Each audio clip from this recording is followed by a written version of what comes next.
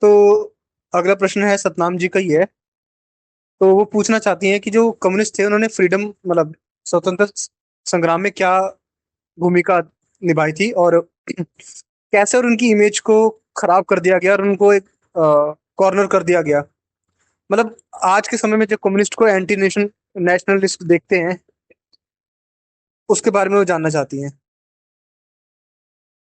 देखो, ये तो बहुत खुली हुई बात है, इसमें तो कुछ ज्यादा डिटेल है नहीं कि जो फ्रीडम मूवमेंट था वो तो उसमें जो रियल फाइट कर रहे थे ना, वो तो सब कम्युनिस्ट विचारधारा वाले या कम्युनिस्ट पार्टियों से कनेक्टेड लोग, जो रशियन क्रांति हुई थी उससे जो इन्फ्लुएंस हुए थे, वही लोग कर रहे थे। क्योंकि जो क्रांतिकारी जितने भी थे, आंदोलनकारी नहीं, क्रांतिकारी क्रांतिकारी जितने भी थे, वो सारे के सारे एक बात समझते थे कि भाई ये कांग्रेस आरएसएस तो टाइम पास कर रहे हैं।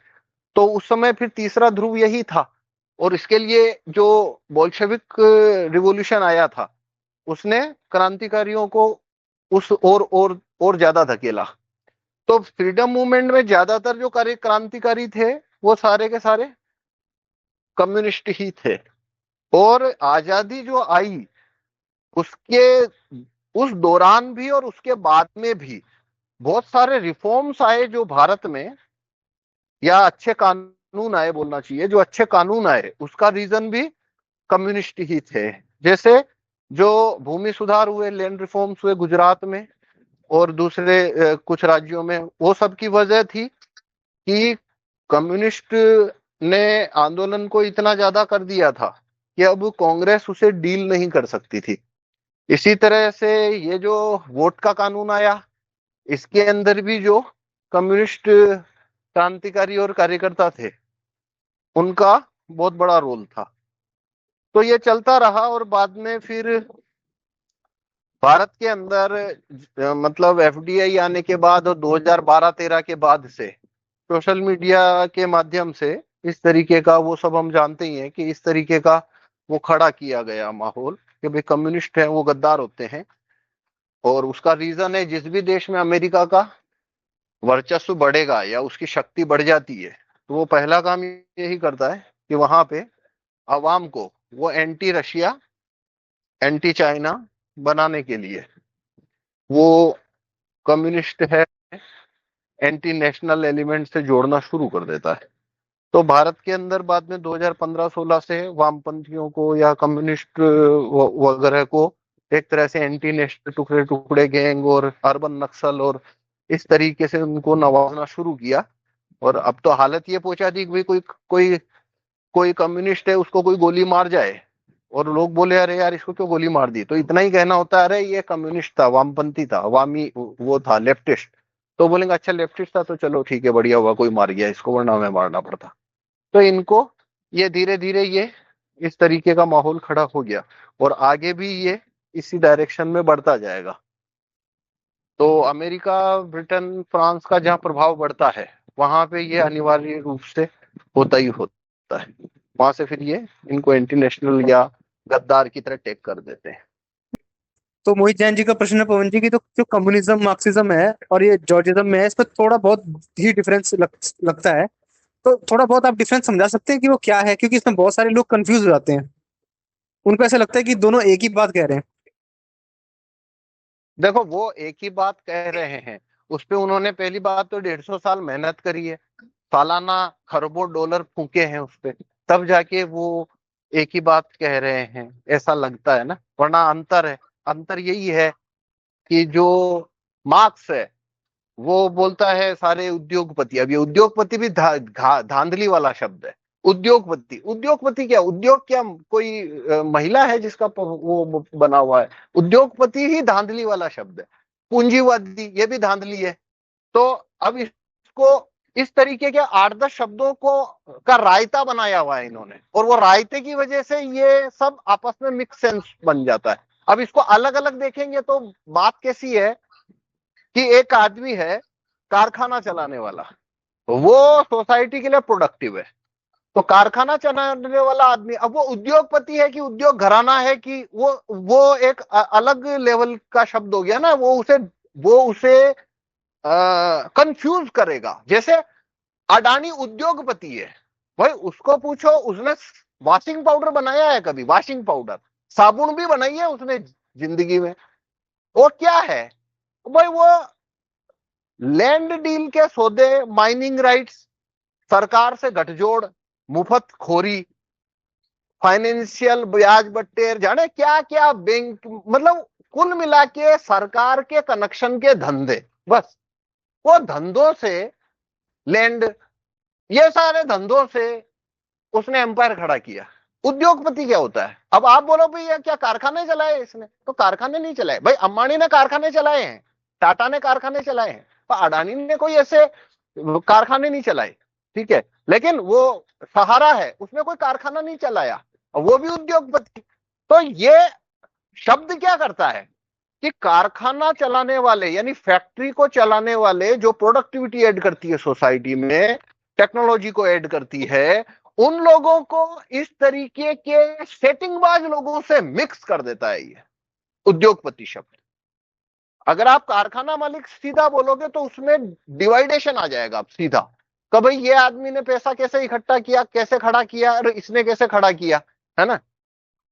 तो अब इसमें अंतर क्या क्या है? पहला अंतर है, सोसाइटी के अंदर कुल तीन टाइप के लोग हैं पैसा बनाने वाले। बहुत पैसा बनाने वाले लोगों को हम तीन भागों में बांटते हैं। पहला आदमी है, वो है कारखाने चलाने वाला आदमी, जो फैक्ट्रियां चलाता है, एक नहीं कई तरीके, कई सारी फैक्ट्रियां वो खड़ी करता है, उसमें प्रोडक्ट बनता है, वो प्रोडक्ट है वो इंप्रूव होता जाता है, कई सारे प्रोडक्ट है उसमें, मतलब किसी भी प्रोडक्ट में बहुत सारी टेक्नोलॉजी की जरूरत होती है, तो वो एक प्रकार से चीजों का, वस्तुओं का उत्पादन करता है, उनको रिफाइन करता है, उनको सुपीरियर बनाता है, और ऐसे करके वो सोसाइटी को, लोगों को, उस कंट्री को एक प्रकार का एज या एडवांटेज प्रोवाइड कर रहा होता है, ठीक है। ये एक बात हुई।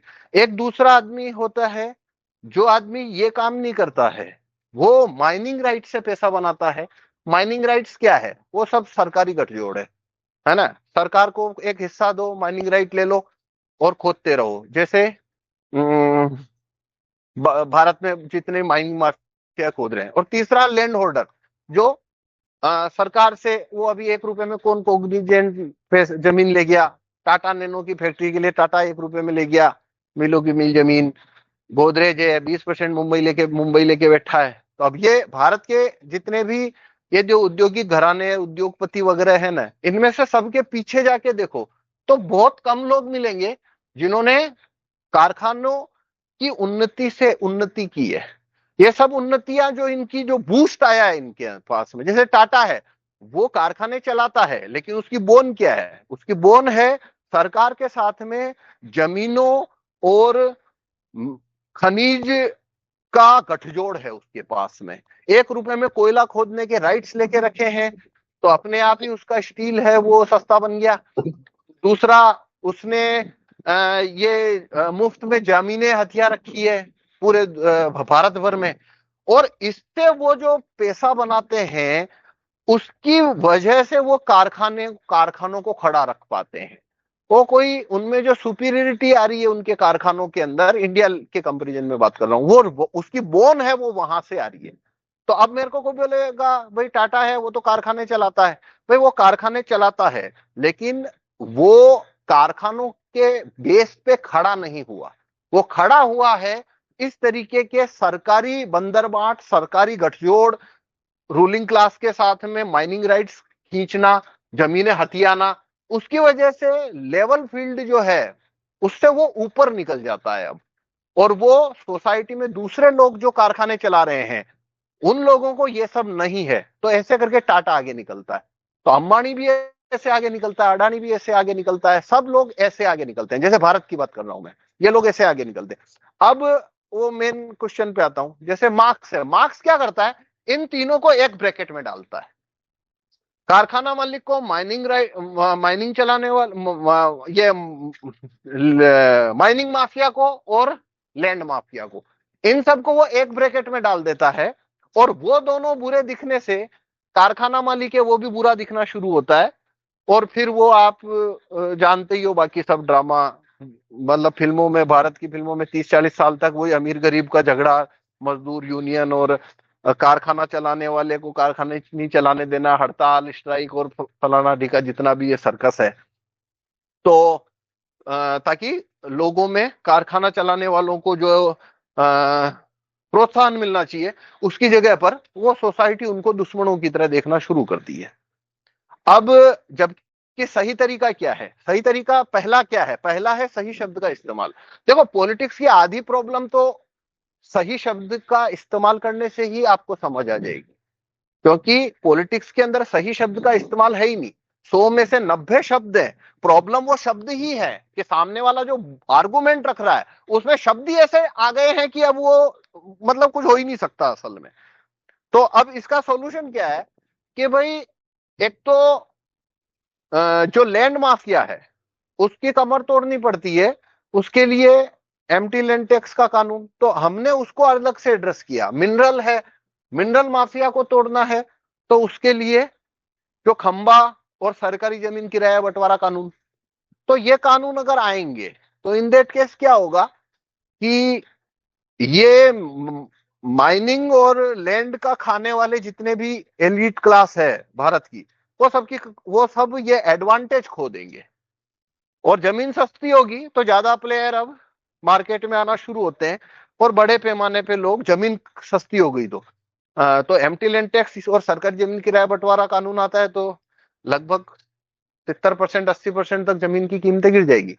तो ज्यादा प्लेयर मार्केट में आ पाएंगे, कम पैसे में फैक्ट्रियां लगनी शुरू होगी, कारखाने लगने शुरू होंगे और प्रोडक्टिविटी बढ़ेगी।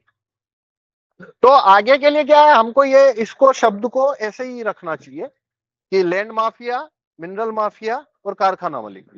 तो हमारा कानून या हमारी डायरेक्शन क्या होनी चाहिए? इस सोसाइटी में या कंट्री में कारखाना चलाने वाले लोगों को प्रोत्साहन मिले, उनको प्रोटेक्शन मिले, उनको ऐसे कानून हम लाने चाहिए कि वो लोग अच्छे से काम कर सकें, लेवल फील्ड मिले उन्हें। और वो मिल नहीं सकता जब तक कि आप लैंड माफिया और माइनिंग माफिया को नहीं तोड़ते, क्योंकि आज की डेट में उन्होंने सोसाइटी की जो संपत्ति है उसको एकदम कब्जे में करके रखा हुआ है। तो वो लेवल फील्ड से ऊपर उठ गए, तो फिर दूसरे कारखाना मालिकों को तरक्की की चांस नहीं मिल पाते।